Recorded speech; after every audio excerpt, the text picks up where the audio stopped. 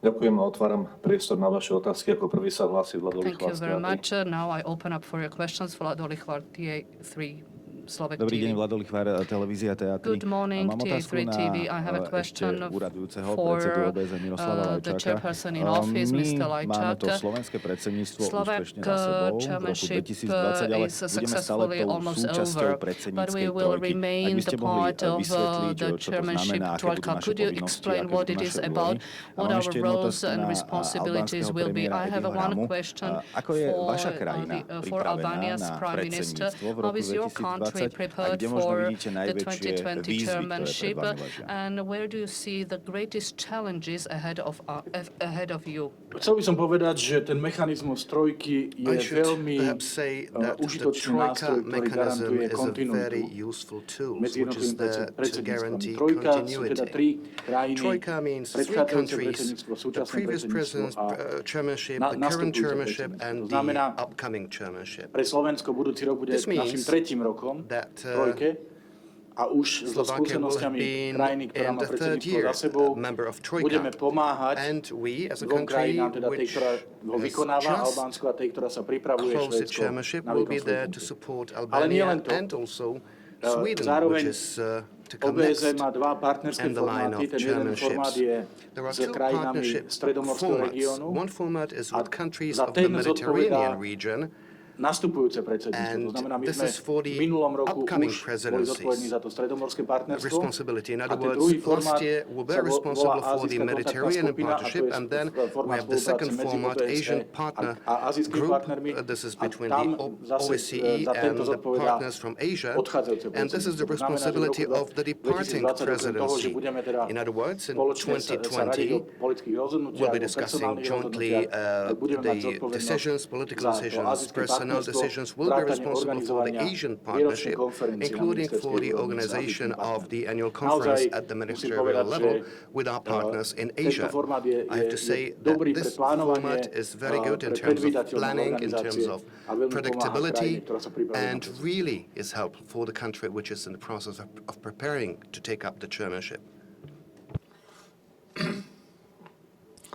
Our preparation, I think, has gone quite smooth and pretty well, because we have not been alone. We have been very closely advised and helped by the Secretariat itself. And I told you before, maybe by having him here in your country, he's like someone you know and you have around too much to have a full evaluation, but it's a bless to have Miro that is living, is passing the torch. And I have abused of his friendship to ask advice. And the legacy also of the Slovak chairmanship is great. So we need to simply continue in that direction. And other partners have been very helpful. We have a very, I think, enthusiastic and capable young team. Our people are very committed to this. For Albania, this is first ever international challenge in the international scene. And so we are all eager to do good. And last but not least, we are in a perfect sandwich between Slovaks and Swedes. So, we'll be very compatible chairmanship. Ďakujem. Lady in the first row, please. Yes, if you allow me to ask a question in English. To you, Foreign Minister Lajčák. I accept only in Slovak. No, my Slovak, like your Slovak, is not so great yet. So, sorry if this may sound trivial or technical, but you mentioned this is the end of the Ministerial Council, but at the same time, negotiations are ongoing. So I'm wondering, is the meeting closed or is it actually not closed? And maybe if you could just give us an idea, what are the sticking points? What is still being discussed? What are you hoping to still achieve and adopt, in fact? Thank you. Well, this Ministerial Council is the symbolic end of our chairmanship, yet our chairmanship lasts until the very last day of December. And the same goes for this Ministerial Council itself. We have already conducted the handover ceremony, the symbolic passing on the torch on Albania, but we have not closed the meeting itself because the expert level negotiations are still going on. There are a number of documents that are to be adopted, still being negotiated. So our experts will continue working for a couple of more hours. That's why I was not in a position to announce now how many documents have been adopted at this Ministerial Council. We will know later. This is the tradition at the OSCE. Simply, the experts want to use every minute that is still at their disposal here. So the real formal closing of the Ministerial Council will come later tonight. I don't want to speculate about the numbers. I mean, there is a list of documents across all three dimensions that are being discussed, and it's always a very, very painful, very difficult negotiations. So I really hope that the spirit of compromise and the win-win approach that has been mentioned so many times by so many ministers will be also transferred at the level of experts, and we will see. So I hope we will end up with a solid list of good documents. Andrej Matiša, Pravda. Andrej Matišan, Ďakujem pekne. Pán minister, samozrejme je to veľký úspech, keď vravíte, že veľká väčšina krajín podporila bratislavskú výzvu, ale preto by som sa opýtal, aké boli prípadné námietky krajín, ktoré ju nepodporili, keď sa dajú nejako zhrnúť. A vlastne akým spôsobom táto bratislavská výzva bude mať nejaký vplyv dovnútra organizácie. A to je vlastne moja otázka aj na pána Gremingera. Akým spôsobom bratislavská výzva sa môže odrážať na práci organizácie do budúcna. Affect and reflect the work of the organization in the future. And the question for Mr.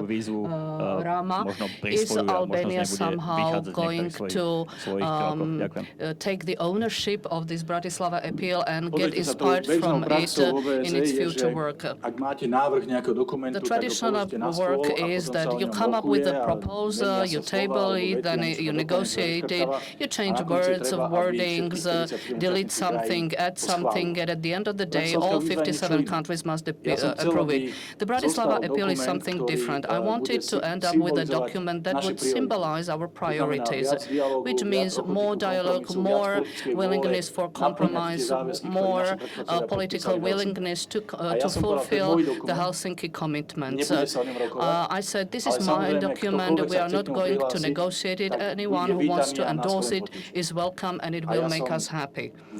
And I'm very pleased that more than 40 countries have done it, either formally in their comments, speeches, in plenary discussion, or members of delegations have approached me or my colleagues. That's a higher number than I originally expected. I'm not aware of a single country that would reject that document. I know that some countries have approached us. You know, we are shortly ahead of elections in our respective countries. We are not allowed to take on political commitments, or we do not have a mandate from our capitals to authorize it. So in general, this document has enjoyed a very strong response, and I'm very happy that it's going to be something that will be attached to this Bratislava Ministerial Council. Well, I would hope that the appeal impacts on the way delegations negotiate, deal with pending institutional issues in Vienna, that it will help to get us a decent and timely budget, that it will help us deal more constructively with the many procedural issues that we are grappling with. You know, in a consensus-based organization like the OSCE, the agenda of every single OSCE conference needs to be adopted by consensus. This takes up much of our time, and instead of focusing on the real security challenges, we lose lots of time and energy in lengthy negotiations on procedural issues that eventually bring outcomes that are very similar from year to year. So I hope that the appeal will lead delegations in Vienna to focus more on the substantive thematic challenges, and we would waste less time on procedural issues. This implies also, and this the Chair-in-Office has clearly referred to that there is more political guidance by capitals. We need more interest in OSCE capitals for what is happening in Vienna. And again, I think that is one of the aims of the appeal, to trigger, to mobilize that attention. Thank you. Unfortunately, I have gotten information that the Albanian Prime Minister, Minister of Foreign Affairs, Rama, has to leave in 5 minutes. That's why there is a space just for one and the last question. So please. You just have to answer him, because. Sorry. No, I was. You asked me about the Bratislava appeal, and I just want to say the following. When I met Miro first time, it was around 10 years ago, and he came in Albania and found us in one of the rounds of our endless boxing, and political boxing, I mean. And the great thing and the challenging thing about this organization is that no one can lose. And if there is to win, everyone should win. Otherwise, there is no some win and some lose. So no one can lose, which means that we need to take stock of all progress that is made by the previous chairmanship and bring it further to the other chairmanship. And it's not like when you are elected that you will change the world in the day after and everything that's happened before is just useless.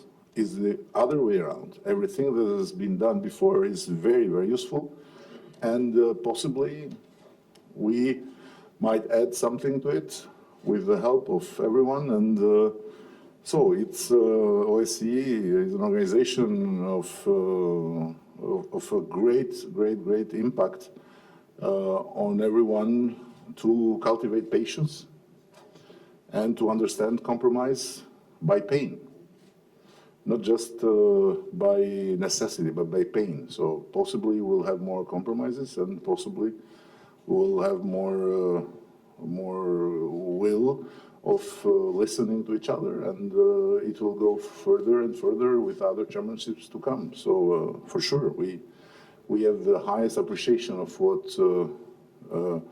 the Slovak chairmanship has done, by no doubt. And we are very, very happy that we have to take the torch from here and leave it then in a year later to the Swedes.